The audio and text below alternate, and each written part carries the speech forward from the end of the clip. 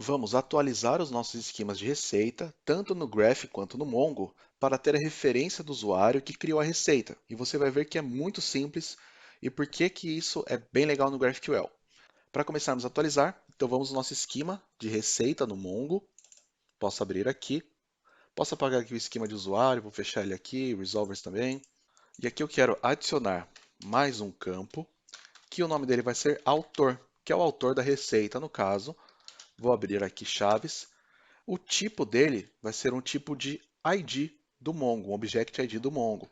Então, como eu acesso esse Object ID? Eu chamo aqui mongoose. Dentro dele eu tenho então o meu esquema. Dentro do meu esquema eu tenho os tipos que eu posso ter dentro de um esquema.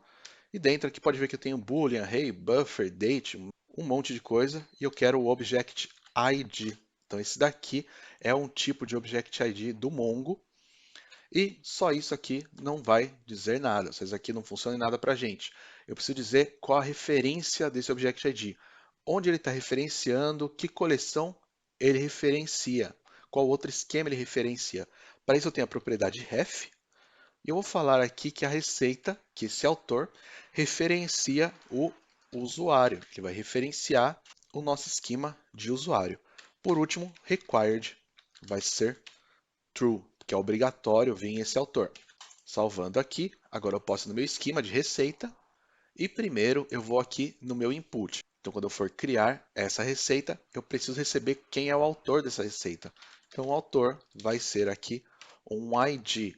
Então, aqui não faz sentido eu ter os dados do usuário. Eu não precisaria criar aqui, por exemplo, um type usuário aqui dentro e colocar os dados dele aqui. Não é isso que queremos. Nós só queremos o ID dele para criar uma referência. Então, sempre que eu for criar um usuário, que eu mandar um input, eu preciso ter obrigatoriamente o ID do usuário que está criando essa receita.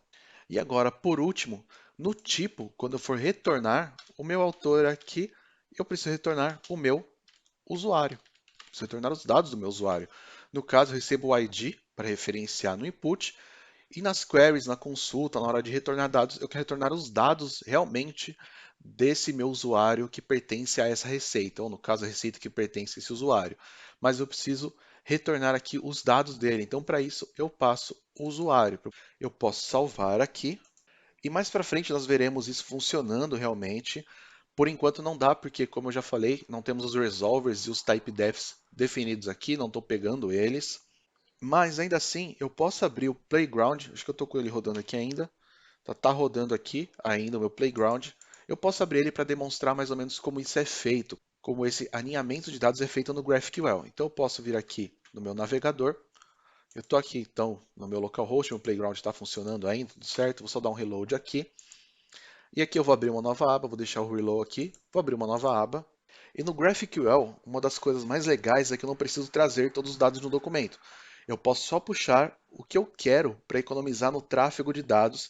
Então pense que aqui, num primeiro momento, eu não quero trazer todos os dados da receita para listar ela, para criar aquela lista de cards.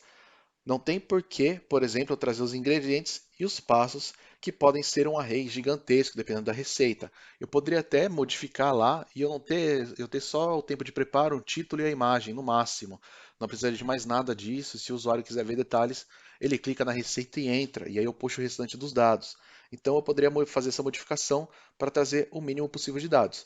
E aqui só lembrando que eu não vou ter o IntelliSense, porque eu não tenho os resolvers nem os typedefs corretos, mas eu poderia fazer aqui, por exemplo, o seguinte: eu posso ter uma query. Dentro dessa query, eu poderia puxar então receitas. Eu tenho lá todas as minhas receitas que quero puxar. Dessas receitas, eu poderia puxar, por exemplo, o ID, poderia puxar o título, a imagem, a descrição e o tempo de preparo, que é tudo que é obrigatório eu ter hoje para exibir ali na minha receita.